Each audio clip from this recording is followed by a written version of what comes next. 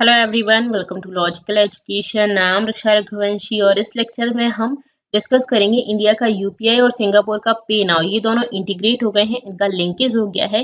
Yesterday को कल इनका इंटीग्रेशन हुआ, कल 21 फरवरी थी। तो इस दिन इनका इंटीग्रेशन हुआ और इससे क्या बेनिफिट्स होंगे अगर आप सिंगापुर घूमने जाने वाले हैं या फिर आप सिंगापुर में रह रहे हैं, तो आप किस तरह से इस फैसिलिटी का फ़ायदा उठा सकते हैं, इसके बारे में आपको यहाँ पे पता चलेगा। तो चलिए स्टार्ट करते हैं। देखिए, सबसे पहले हम इस न्यूज़ के बारे में जान लेते हैं। तो देखिए, इंडिया का जो यूपीआई है, यूनिफाइड पेमेंट इंटरफेस, ये इंडिया का real time retail payment system है और इसी तरह का सेम नेटवर्क है सिंगापुर में जिसका नाम है पे नाउ। इन दोनों का इंटीग्रेशन हुआ है, इसकी वजह से क्या होगा, फास्टर जो भी मनी है वो ट्रांसफ़र हम कर पाएँगे। 2 कंट्रीज़ के बीच में। हम अपनी कंट्री में अगर फास्टर पेमेंट आपको करना होता है तो आप यूपीआई का यूज़ करते हैं, जैसे हम गूगल पे यूज़ करते हैं, पेटीएम यूज़ करते हैं। तो गूगल पे, पेटीएम में हम यूपीआई के थ्रू करते हैं, यूनिफाइड पेमेंट इंटरफेस के थ्रू। एक इस तरह का आपके पास मतलब आपका जो मोबाइल होता है उसमें आप अपना गूगल पे या पेटीएम या कोई सा भी ऐप, इस तरह का पेमेंट ऐप आप यूज़ करते हैं। उसमें एक यूपीआई आईडी होती है, उस आईडी को आप डालते हैं, किसी भी दूसरे पर्सन की आईडी को डालते हैं या हम उसका जो यूपीआई है उसको स्कैन कर सकते हैं, स्कैन करके उस पर्सन को पैसा ट्रांसफर कर सकते हैं। सेम इसी तरह से पे नाउ में भी होता है। ये जो आपका लिंकेज हुआ, ये किसने किया, लॉन्च किया, हमारे जो आरबीआई गवर्नर है शक्तिकांत दास, और इसी तरह मॉनेटरी अथॉरिटी ऑफ सिंगापुर के मैनेजिंग डायरेक्टर रवि मेनन, इन दोनों ने लॉन्च किया। और इस लॉन्च में हमारे प्राइम मिनिस्टर और वहाँ के प्राइम मिनिस्टर ली हजन लूंग और हमारे prime minister Narendra Modi ji present थे। अब बात आती है कि क्या है ये बेसिकली यूपीआई और पे नाउ क्या है, तो जल्दी जल्दी इनके बारे में जान लेते हैं। यूपीआई का फुल फॉर्म होता है यूनिफाइड पेमेंट इंटरफेस। इसके बारे में आपसे पूछा जा सकता है, वन लाइन है तो आपको पता होना चाहिए। यूनिफाइड पेमेंट इंटरफेस ये इंडिया का है, mobile based fast payment system है।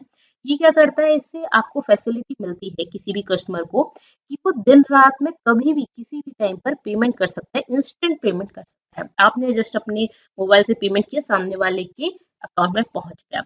Using virtual payment address, virtual payment address के थ्रू आप किसी भी पर्सन को पेमेंट कर सकते हो इंस्टेंटली। रात के 2 बजे 3 बजे कभी भी आप चाहो पेमेंट कर सकते हो, ठीक है।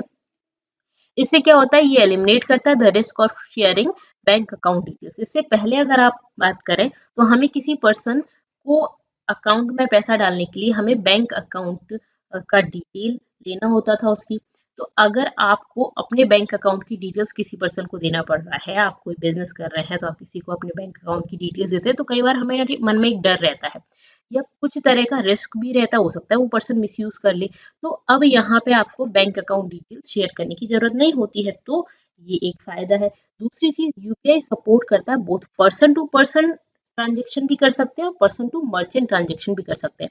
लाइक आप अपने ब्रदर सिस्टर फादर किसी को भी कर सकते हैं, या फिर पर्सन टू मर्चेंट किसी शॉपकीपर को भी आप पेमेंट कर सकते हैं। लाइक आपने देखा होगा इंडिया में आजकल यूपीआई काफी ज्यादा यूज होता है। छोले पानी पूरी वाले के पास भी यूपीआई ट्रांजेक्शन की फैसिलिटी होती है। सब्जी खरीदने जाते हैं वहाँ भी मिलती है, बड़ी बड़ी सिटीज में तो, मेट्रो सिटीज में तो है ही। इसके अलावा आप देखेंगे बहुत जो छोटी छोटी डिस्ट्रिक्ट है वहाँ पर भी यूपीआई ट्रांजेक्शन आजकल काफी ज्यादा फास्ट हो गया है। ऑनलाइन तो पूरा इसी पर टिका हुआ है, तो आई डोंट थिंक आप लोगों को इसके बारे में नहीं पता, आप सभी को इसके बारे में पता होगा।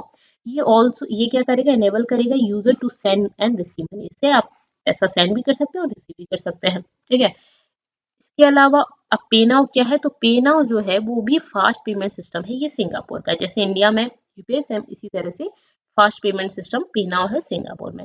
ये peer to peer fund transfer service enable करता है और ये रिटेल कस्टमर को आप पैसा ट्रांसफर कर सकते हैं through participating banks and non financial institution से, उनके पार्टिसिपेशन से peer to peer fund transfer कर सकते हैं। ओके, ये अलाउ करता है यूजर को कि वो रिसीव कर सकता है, सेंड कर सकता है इंस्टेंट फंड्स। जिस तरह से आप यूपीआई का यूज करके इंस्टेंट फंड सेंड कर सकते हो, रिसीव कर सकते हो, सेम उसी तरह से पे नाउ से भी कर सकते हो, अपने एक बैंक से या अपने ई वॉलेट अकाउंट से किसी भी दूसरे बैंक में सिंगापुर में, ठीक है।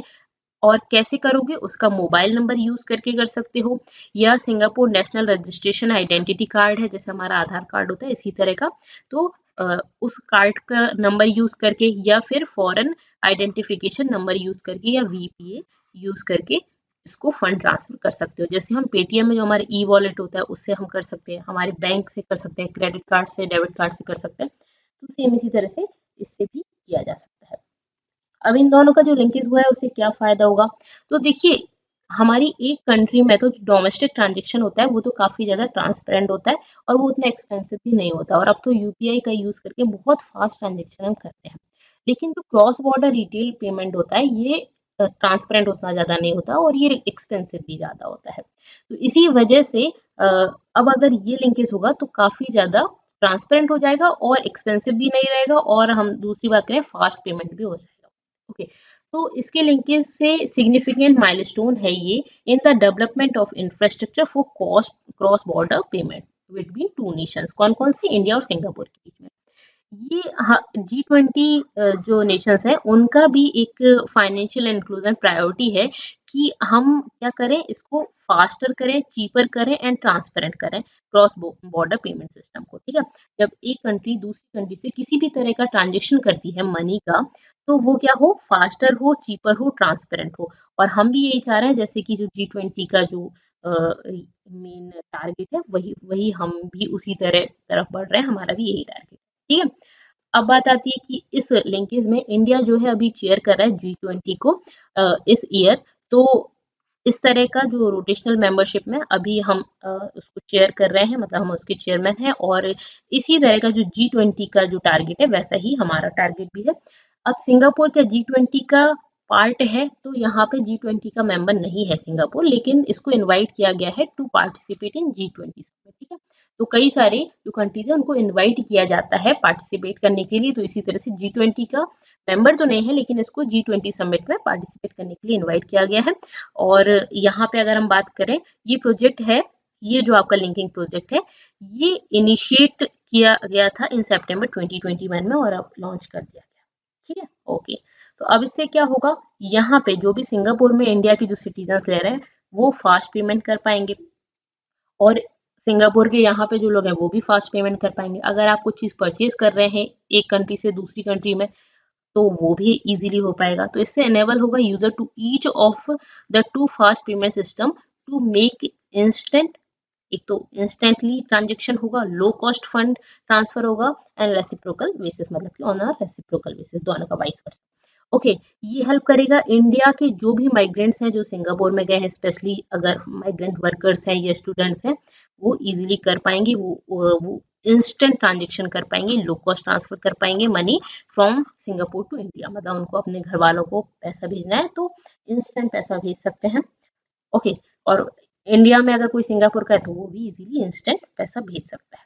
Of the total inward remittance India in 2020, जो टोटल इनवर्ड रेमिटेंस है 2020-21 का, शेयर ऑफ जो सिंगापुर का उसमें शेयर है वो 5.7%, जो टोटल 100% है ना, उसमें से 100% में अगर हम बात करें सिंगापुर का शेयर 5.7% है, अकॉर्डिंग टू आरबीआई रेमिटेंस सर्वे 2021। मतलब 2021 में सर्वे किया गया, उससे देखा गया इस 1 ईयर में जो टोटल इनवर्ड रेमिटेंस आया है इंडिया में, जो टोटल इनवर्ड जितना भी आया उसको हमने 100% मान लिया, उसमें से 5.7%, लगभग लगभग 6% जो है वो सिंगापुर से है। तो इतना जो ट्रांजेक्शन है वो फास्ट हो जाएगा, काफ़ी अच्छी बात है ये।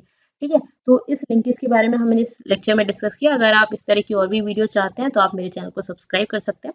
इसके अलावा आप मुझे टेलीग्राम पर फॉलो कर सकते हैं, यहाँ पर आपको मेरी वीडियोस की पीडीएफ मिल जाती है। इंस्टा और फेसबुक पर भी आप मुझसे जुड़ सकते हैं। That's all for this lecture. Thank you so much, thanks for watching.